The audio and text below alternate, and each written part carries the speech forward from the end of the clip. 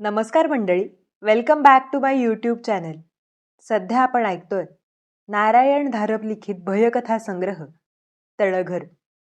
आजची आपली कथा आहे सा नदी वैतरणी.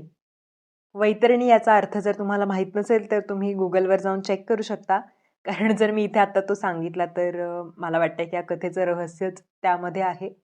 त्यामुळे किंवा तुम्ही डायरेक्ट कथा ऐकली तरी चालेल आणि नंतर अर्थ शोधलात तरीही चालेल. ऐकूयात सा नदी वैतरणी. पार्टी म्हणून पाहायला गेलं तर त्या संध्याकाळचा पार बोऱ्याच उडाला असं म्हणायला हवं. म्हणजे सुरुवातीपासून नाही. आम्ही सर्वजण 6च्या सुमाराला जमलो. गप्पा गोष्टी झाल्या, थट्टा मस्करी झाली. चहाचे 1-2 हप्ते झाले. कोणी पान बनवलं, कोणी सिगारेट शिलगावली, कोणी तपकिरीची डबी काढली. एकंदरीत सर्वजण खुशीत होते. रात्रीचं जेवणही याच मूडमध्ये पार पडलं. जेवणानंतर काहींनी हॉलमध्ये ब्रिजचा डाव टाकला. 3 पत्ती ही एका टेबलावर चालू होती आणि या दोन्हीतली मजा नसणारे असे आम्ही 5-6 जण बाहेरच्या हिरवळीवर बसलो होतो.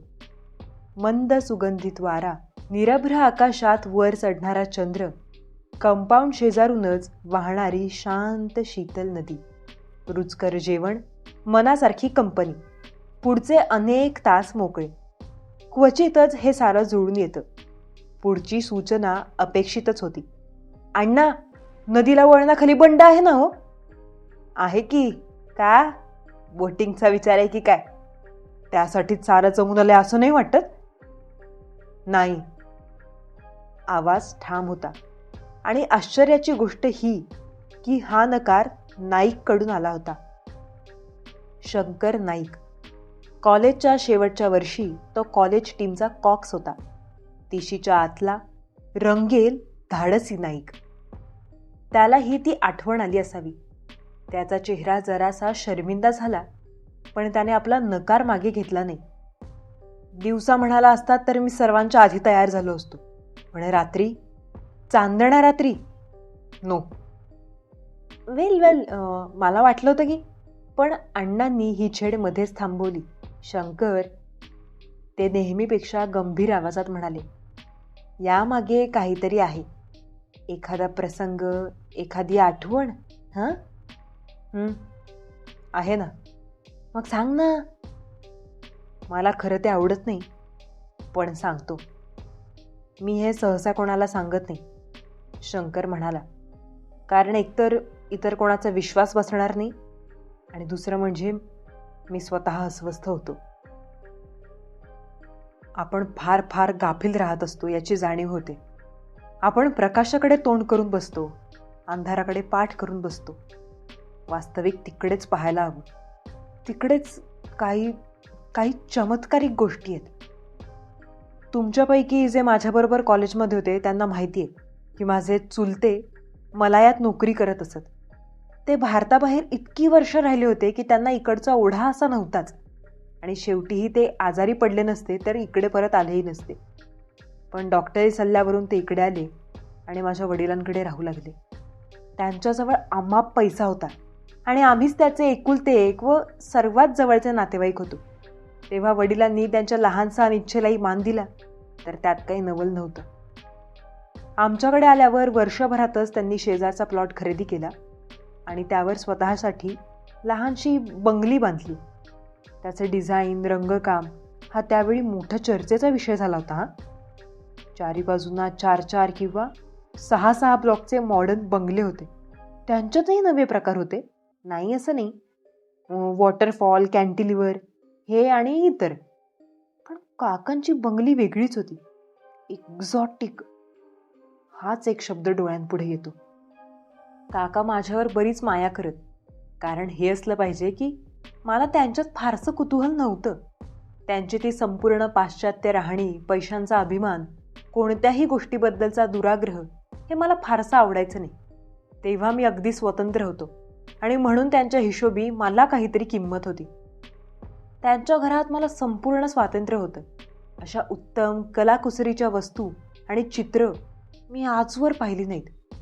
काही वस्तू केवळ क्वचित दिसणाऱ्या म्हणूनच आकर्षक होत्या, पण काही खरोखरीच मौल्यवान होत्या. चिनी मातीच्या एका 6 इंची मांजराला त्यांनी 61 पाऊंड दिले होते. हा एक आकडा योगायोगाने माझ्या ध्यानात राहिलाय. इतरही वस्तू अशाच, म्हणजे माझ्या मते अवास्तव किमतीला खरीदल्या होत्या. पण त्यांना यात अभिमान होता, सुख होते आणि शेवटी त्यांची पैनपै त्यांनी कमावली होती. ती वाटेल तशी उधळण्याचा त्यांना पूर्ण हक्क होता. जरा मोठा झाल्यावर माझ्या ध्यानात आलं की काकांचे सगळेच सौदे काही राजीखुशीनं झालेले नव्हते. माणसाला एखादा छंद लागला की मग तो त्यापायी कधीकधी माणुसकीचे, समाजाचे साधे साधे नियमसुद्धा विसरतो.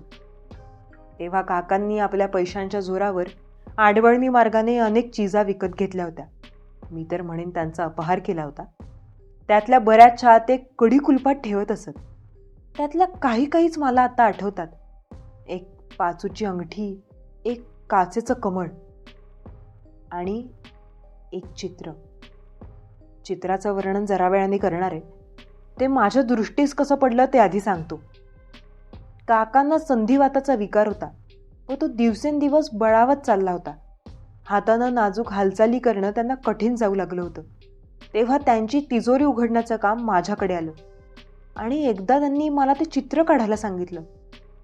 हातात घेऊन कितीतरी वेळ काका त्या चित्राकडे पाहत होते आणि शेवटी एक मोठा उसाचा सोडून त्यांनी ते मला दिलं. शंकर, हे चित्र नीट पहा, मग ते आत ठेव, मग त्याची हकीकत सांगतो, ते म्हणाले. चित्र खूप जड होतं. फ्रेम व काच दोन्ही जाड होती. मला वाटतं मेझोटिंट प्रकारचं ते असावं. एक नदी, त्यावर एक नाव, नावेत 2 नावाडी. नावेचं तोंड प्रेक्षकांकडे होतं. प्रत्यक्ष चित्रात चंद्र नव्हता, पण चंद्रप्रकाशाची कल्पना सहज येत होती. नदीच्या दोन्ही तीरांवर कसलंसं गवत आणि खूप मागे एक टेकडी. हे झालं चित्राचं वर्णन. पण त्याचा परिणाम कसा सांगायचा? इतका भकास निराश देखावा मी कधी पाहिला नाही. निराशेने जीव होरपळून टाकण्याचं सामर्थ्य त्या चित्रात होतं. चित्रकाराने काय तंत्र वापरलं होतं त्याचं त्याला माहीत. पण ते चित्र जहरी होतं, भयानक होतं.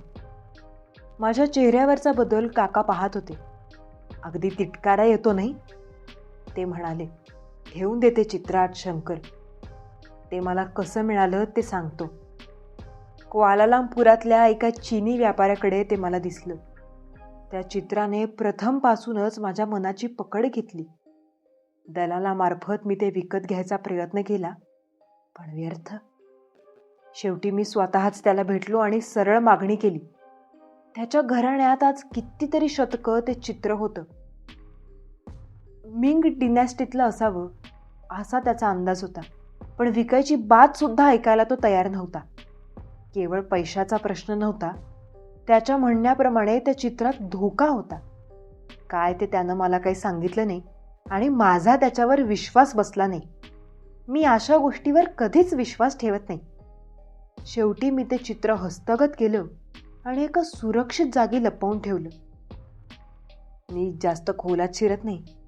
चिन्याला अर्थात माझा संशय आला, पण पुरावा काहीच नव्हता. पुढे माझ्या बंगल्यावर 1-2दा चोरीही झाली. काही फारसं चोरीला गेलं नाही, पण चिन्याची गाठ पडल्यावर मी त्याच्याकडे पाहून हसलो आणि तो मला म्हणाला, माझे शब्द विसरू नका, त्यात धोका आहे. आणि मी त्यावर परत एकदा हसलो. मी चित्र तिजोरीत ठेवून दिलं. माझं मन अस्वस्थ झालं होतं एवढं खरं. काकांनी त्यानंतर अनेक वेळा ते चित्र माझ्याकरवी सेफमधून काढून पाहिलं. पुढे पुढे त्यांना चित्र हातातही धरता येईना. दरवेळी मला सांगायचा त्यांनाही कंटाळा आला आणि शेवटी एके दिवशी त्यांनी मला ते चित्र त्यांच्या कॉट शेजारच्या टेबलावर मांडून ठेवायला सांगितलं. नुसती मान वळवून त्यांना ते चित्र पाहता येत होतं. शंकर जरा वेळ गप्प बसला. भोवती शांत रात्र पसरली होती. लांब वरून नदीचा खळखळाट कानावर येत होता. 3 दिवसांनी काका नाहीसे झाले. रात्री डॉक्टर त्यांना भेटून गेले होते. मी संध्याकाळी भेटलो होतो तर त्यांच्या प्रकृतीत आकस्मिक फरक पडला नव्हता. ते अगदी नेहमीसारखेच बोलले चालले होते. आणि याशिवाय एक फार फार महत्त्वाची गोष्ट होती. त्यांचे गुडघे इतके धरले होते की काठीच्या सहाय्याने सुद्धा ते जेमतेम बाथरूमपर्यंत जाऊ शकत होते, अगदी कसं बसं धापा टाकीत. आणि ती त्यांची काठी सुद्धा कॉटला टेकून उभी होती. तेव्हा मग हा प्रकार होता तरी काय? डॉक्टरच्या सल्ल्यावरून शेवटी आम्ही पोलिसात वर्दी दिली. आधी कॉन्स्टेबल, मग सब इन्स्पेक्टर आणि शेवटी इन्स्पेक्टर अशा चढत्या श्रेणींनी अधिकारी आले. कारण काकांची तेवढी प्रसिद्धी खास होती. वर्तमानपत्रातली प्रसिद्धी आम्ही आटोकाट प्रयत्न करून कशी तरी थांबवली. फक्त आतल्या पानावर हरवल्याचा शोध या मथळ्याखाली एक फोटो आणि बक्षिसाची जाहिरात दिली. जास्त गाजावाजा होऊ दिला नाही. प्रकरण घरातल्या घरातच राहिलं. पण किती काटेरी आणि किती रहस्यमय. काका कुठे आणि कसे गेले? दोन्ही प्रश्न महत्वाचे होते. आमच्याशिवाय त्यांना इतर नातेवाईकच नव्हते. त्यांचे जवळपासचे स्नेहीही इथे नव्हते. आणि कुठे जायचं म्हटलं तरी ते त्यांना निदान एकट्यांना शक्य नव्हतं. तेव्हा आणखी कोणीतरी व्यक्ती या प्रसंगात गुंतली होती की काय? इन्स्पेक्टरांच्या डोळ्यात उमटलेली शंका व संशय आम्हाला पुरेपूर समजला.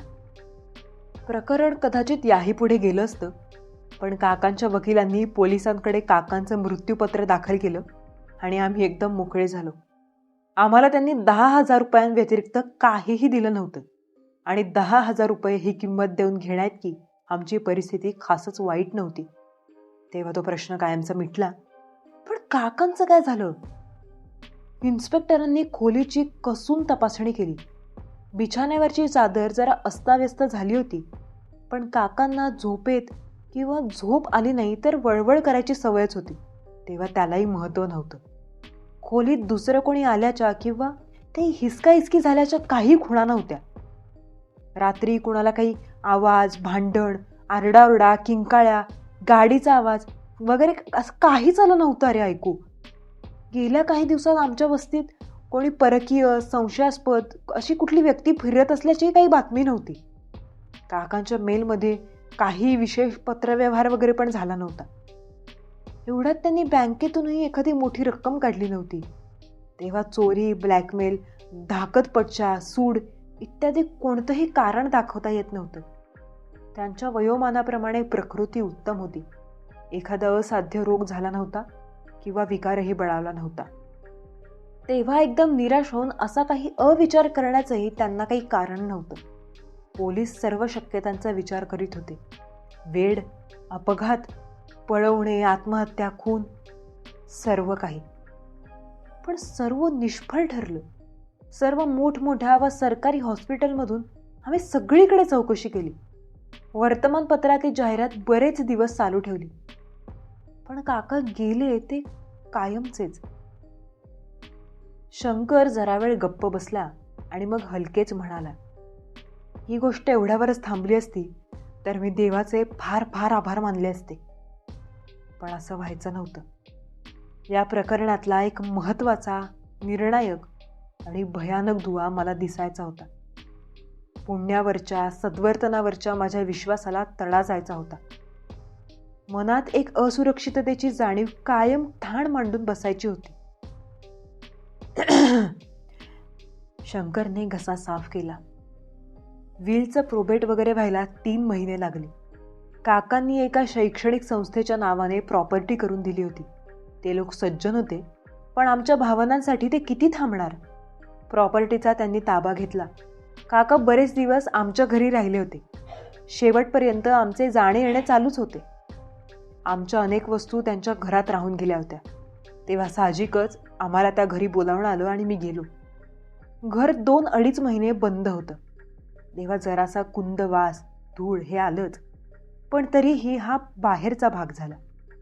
शिवाय मनालाच अतिशय विषण्णता आली होती.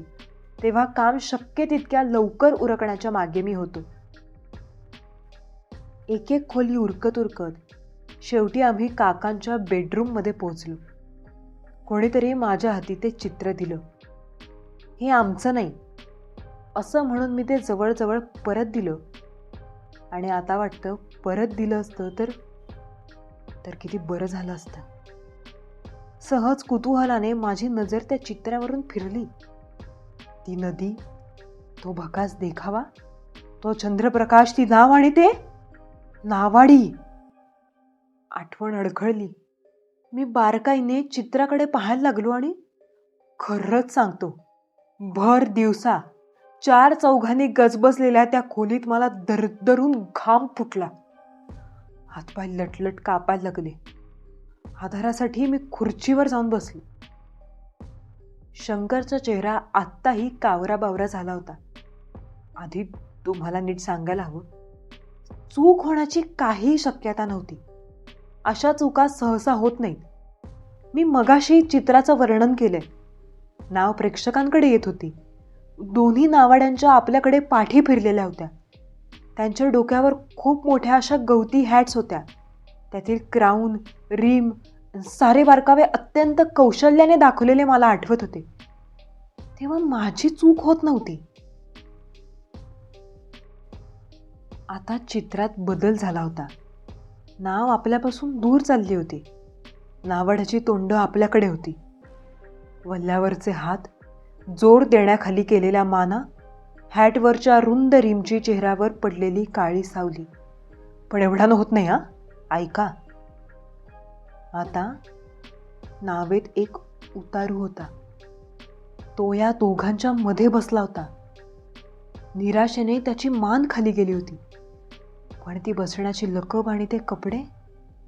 काका, माझे काका, ते ते त्या चित्रात होते. मी मोठ्याने ओरडणार होतो आणि शेवटच्या क्षणी मी स्वतःला आवरलं. माझ्यावर कोणाचा विश्वास बसेल? ही गोष्ट विश्वास बसण्यासारखी नव्हतीच मुळी. माझे शब्द ओठांवरच राहिले आणि नजर त्या भयानक देखाव्यावर खिळून राहिली. हाच जो चित्रातला धोका होता. ही चित्रातली नदी साधी नव्हती.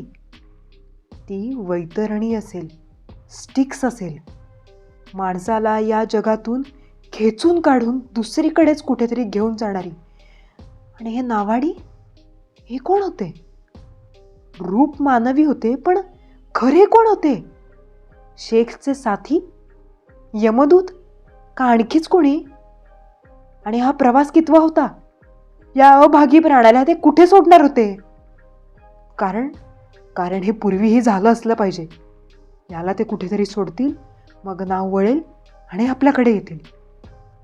ते साधं चित्र होईल. या हातातून त्या हातात अशी त्याची अदलाबदल होईल. विक्री म्हणून, भेट म्हणून, चोरीनं सुद्धा. आणि मग एखाद्या काळ रात्री कोणातरी अभागी प्राण्याच्या खोलीत हे भयानक नावाडी उतरतील आणि त्याला घेऊन जातील. मी काही वेळ अगदी वेडासारखा झालो होतो. एकदा वाटलं ना, हे चित्र जमिनीवर आपटावं आणि त्याचे तुकडे तुकडे करावेत. हा सापळा कायमचा मोडून टाकावा. पण ते तरी कसं होईल? चित्रात माझे काका होते. ते कोणत्या अवस्थेत होते? जिवंत होते का मृत होते का? खरंच विचारच सुचेना. चित्र शेवटी तिथेच ठेवलं आणि डोकं दोन्ही हातांनी गच्च धरून त्या खोलीतून पळत सुटलो. पुन्हा त्या घरात मी पाय पण टाकला नाही. त्या चित्रावर नजर टाकायची मला भीती वाटते. त्या 2च आकृती दिसतील या भीतीने मनाचा थरकाप होतो. तेव्हा माफ करा. तुम्ही सर्व अवश्य नौकाविहाराला जा, पण मला बोलावू नका. चांदण्यात नाव पाहिली की जीवाचा थरकाप व्हायला लागतो. आयुष्याची सुरक्षितता किती भ्रामक आहे याची नव्यानं जाणीव होते. आयुष्याची ही दारं, आपल्याला त्यांची कल्पनाही नाही. आणि नाहीये तेच बरं आहे. तेच बरं आहे. ही होती आपली आजची कथा, सा नदी वैतरणी.